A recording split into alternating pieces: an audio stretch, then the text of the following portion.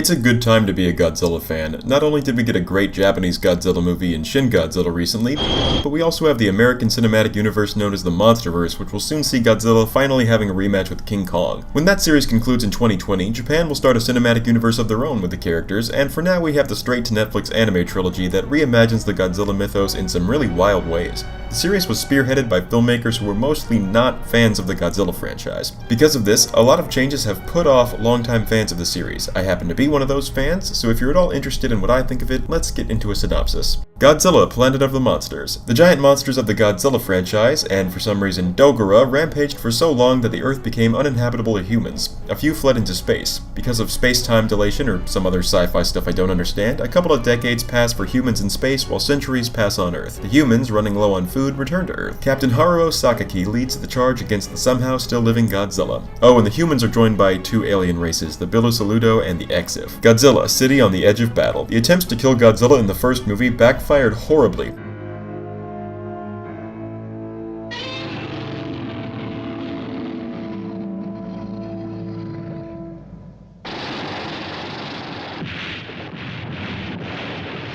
Haruo's life was saved by some descendants of humanity named the Hotua? I don't remember how it's pronounced. The humans plan to find and restart their old anti-Godzilla weapon, Mechagodzilla, and the Bilosaludo seem to have other plans on what to do with it.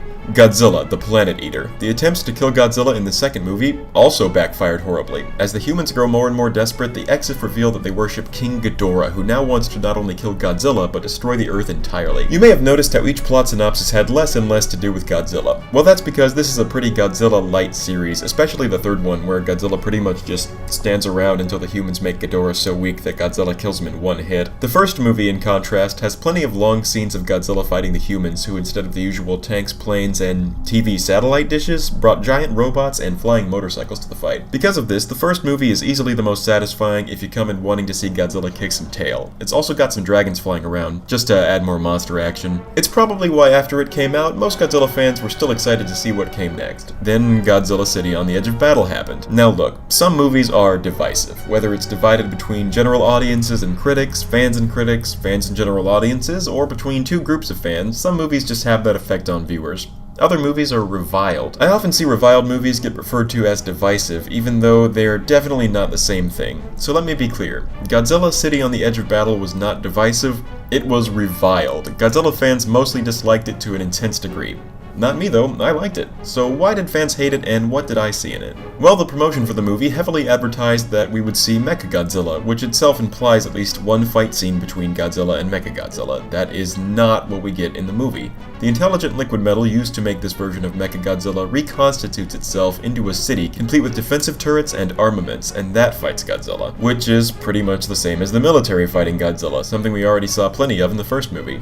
Moreover, the main character Haruo hasn't developed at all in these first two movies. While the lack of a monster fight disappointed me as well, I was still interested in the intelligent metal plot. The Bilosaludo want to join it to transcend their mortal bodies in the effort to save the planet, while Haruo feels maintaining his humanity is more important.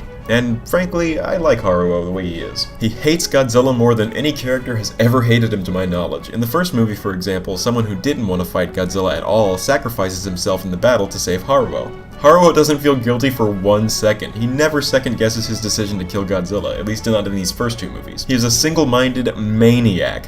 How intense is his hatred for the King of the Monsters? In the epilogue of the entire series, we learn that he has been nicknamed the Wrathful One. Not Godzilla, Haruo is the Wrathful One. I realize that this probably makes him an underwritten, one-dimensional character, but it's such a fun dimension to watch that I don't even mind. It's like he's a Yu-Gi-Oh character or something.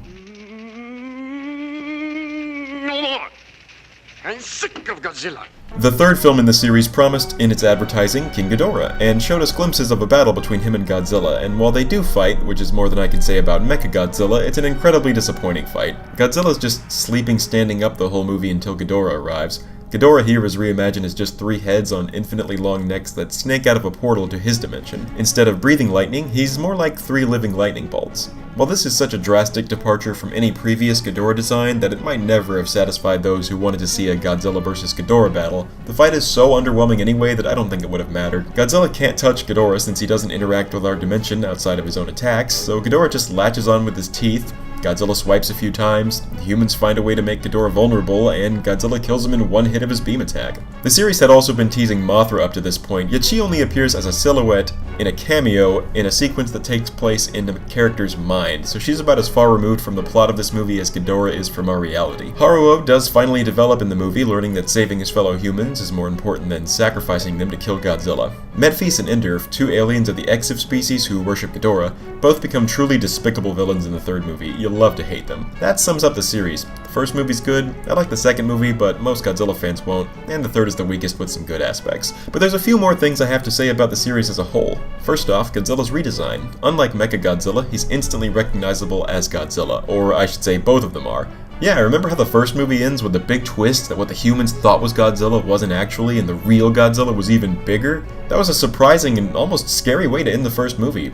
Too bad it doesn't matter at all in the second or third movies. Not only do their strategies for fighting him not really change, but since this is a post-apocalyptic world, there's no cities for him to destroy, so him being bigger just doesn't matter. And the little Godzilla's design was meant to show that he was a plant creature, so why does the real Godzilla look almost the same? One idea that could have been interesting is the change to his atomic breath. It's not breath at all in this trilogy, but a beam he can fire from any point on a sphere of energy around his body. That's cool! It means the humans can't always take advantage of Godzilla's slow speed and just attack him from behind, since he can blast them anyway.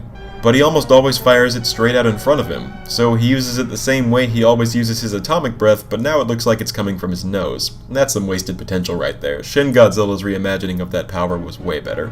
While I found the hard sci-fi concepts like the future Earth, the intelligent metal, the telepathy, and the extra-dimensional stuff interesting, the series also has a lot of anime philosophizing, especially the third movie. They prattle on and on about why religions form and why people choose to follow them, what God must be like given the state of the world, and what it means to be human. It doesn't get introspective enough to be that interesting, unless I guess you were a younger viewer being exposed to these ideas for the first time. And it's certainly not the best alternative to either monster action or watching Haruo freak out some more. I hope reception to these movies doesn't turn Toho off for making more Godzilla anime projects in the future. Personally, I'd like to see a movie or series done with 2D illustrations instead of 3D models that were used for this trilogy, though I do think this is one of the better looking 3D animes out there. I wish I could give a sweeping recommendation for the whole trilogy, but I can't. I can recommend the first film to everyone, especially Godzilla fans. The second one I can recommend to sci-fi fans who aren't necessarily Godzilla fans, or for Godzilla fans who know what to expect and aren't still under the impressions the marketing material gave them. The third one is for Godzilla completionists only, so if you just have to see every Godzilla movie, you can say you did. Thanks for listening.